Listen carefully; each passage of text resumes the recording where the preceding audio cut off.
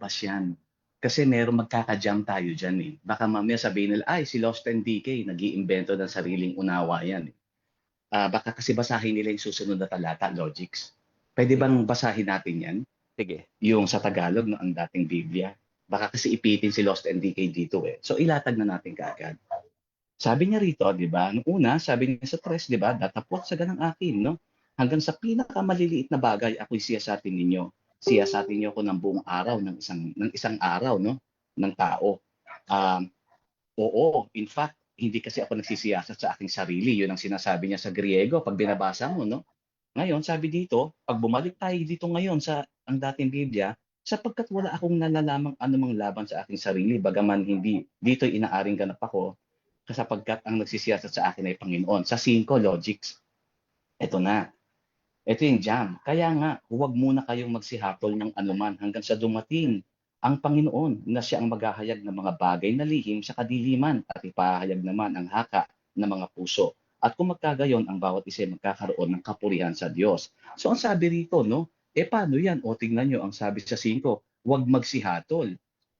Kaya huwag hahatol, kaya huwag sisiyasat. Kasi yung hatol dyan, kung titignan mo, yun din ang kahulugan ng siyasat ng salita, no? Magkakasinonimo sila na wag daw sumiyasat. Pero tignan mo logics, balik ka ngayon sa Griego, sa 5. Doon tayo sa Bible Hub ulit, ano? Oh, alam mo tawag pagka hindi Dito ko pa na logics, alam mo tawag pagka hindi ko pa nailalabas. ano? Taguli na eh. Taguli na eh. Ayan, o Oh, sige, yan. sagulin ni ha. Oh, yan. Sige, Ayan. go. So ito na sa 5. Babasahin natin na so then not before time, no? Anything judge until shall have come the Lord who both will bring to light the hidden things of darkness and will make manifest the motives of the hearts, and then the praise will come to each from God. Ayan. So sabi raw dito, wag daw munang maghatulan, no? Hanggang sa dumating, no? Pero logics, tignan mo rito sa original na pagkasulat, ha?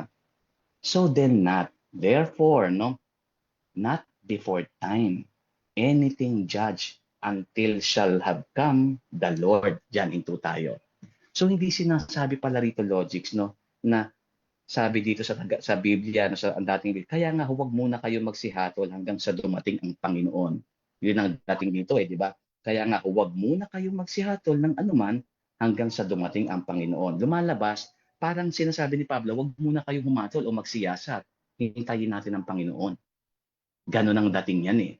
Pero kung babasahin natin ngayon dito, napapatibayin nito ngayon yung sinasabi mo kanina logics, no? Papatibayin niya to. Balik tayo. So then not before time, anything judge until shall have come the Lord. Actually, counter siya logics, no, nung nakasulat sa ang dating Biblia. Kung babasahin mo to, ang sinasabi ni Pablo rito, therefore not, no, before time. Ibig sabihin, kaya nga, no, therefore, hanggat hindi pa panahon, ay sumiyasat kayo ng anumang bagay hanggang sa dumating ang Panginoong Hesukristo. Ibig sabihin, logics, inuutusan niya nga sila eh. Sumiyasat kayo, umatol kayo, hanggat wala pa ang Panginoon. Ibig sabihin, yung sinasabi niya na hanggang sa kaliit-liitang bagay, siyasatin niyo ako ng buong araw. Kung gusto niyo, buong araw ng tao, 24 hours a day, siyasatin niyo ako. Siyasatin niyo ako. Kasi hindi naman ako nagsisiyasat sa sarili ko eh. Wala naman akong nalalaman na ginagawang masama. Pero hindi ko ibig sabihin na ligtas na ako ha. Ang tingin ko lang, wala akong ginagawang masama. Kaya siyasatin niyo ako buong araw hanggang sa kalilitang bagay. Ayan. Kaya nga, sabi niya pa, eto, kaya nga, hanggat hindi pa napapanahon, sa anumang bagay, sumiyasat kayo, humatol kayo, hanggang sa dumating ang Panginoon na siya na ang maghahayag ng lahat ng bagay, pati ng natatagong mga bagay ng puso. So dito, makikita mo, nagsasabi si Pablo, DK Logics, no, na sila'y sumiyasat at humatol. Sa anong hatol? Na kinokondemn? No. Ibig sabihin lang nun, sumiyasat sila dahil nararapat silang sumiyasat ng mga bagay-bagay. Yun ang sinasabi ni Pablo rito. So kaya niya sinasabing siyasatin siya hanggang sa kalit-liitan. Sumiyasat kayo ng kahit na ano hanggat wala pa ang Panginoong Jesus. Sumiyasat kayo, humatol kayo hanggang sa kanyang pagdating na siya ang maghahayag na talaga ng lahat ng bagay.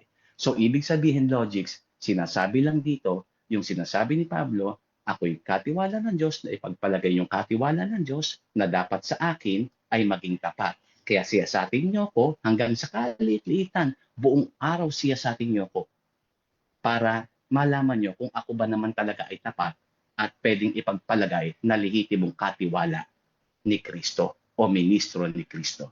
Kaya sa lahat ng bagay, sumiyasat kayo, humatol kayo hanggang sa kanyang pagdating na siya na talagang ultimate judge kasi siya naman ang nakakaalam ng lahat ng bagay. For the meantime, not yet time, hindi pa siya bumababa, humatol kayo, sumiyasat kayo ng anuman. Yon ang tinuturo ni Pablo. Tinuturuan niya ang mga taga-Korinto na sumiyasat at humatol.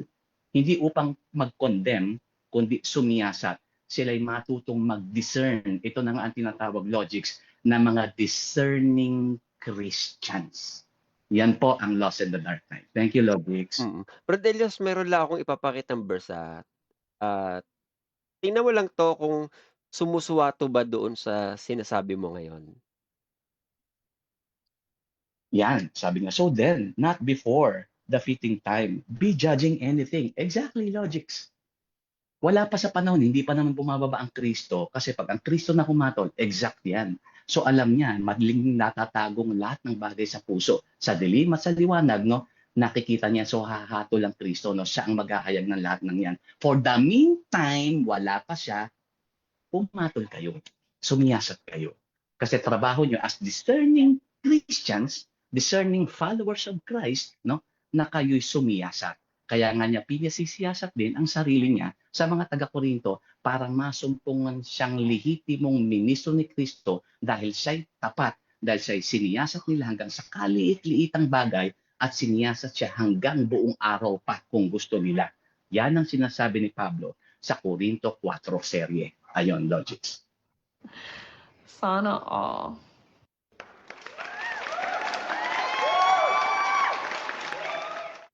Yan po